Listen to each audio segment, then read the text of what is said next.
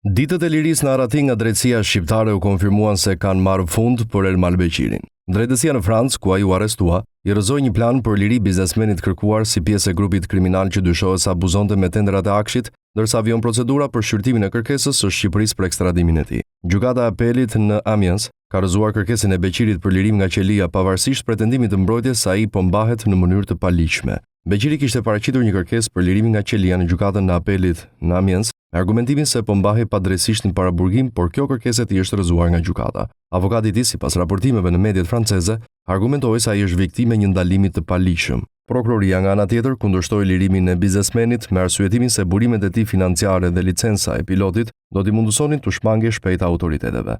Vetë Beqiri mësohet se ka deklaruar se mund të ishte fshehur kudo, madje edhe në Dubai, por tha se zgjodhi Francën për shkak të lidhjeve të tij me këtë vend. Biznesmeni Ermal Beqiri u arrestuan në Korrik pasi fluturoi me avionin e tij privat në një lartësi të ulët mbi centralin bërthamor Penly, ndërsa pas verifikimeve rezultoi se ishte shpallur në kërkim nga Shqipëria. Sipas PAK, përmes kompanisë Softon Solution, Ermal Beqiri dyshohet se ka përfituar tenderat paracaktuar me vlerë 10 milionë euro në një skem ku dyshohet se janë përfshirë edhe biznesmenë zyrtar.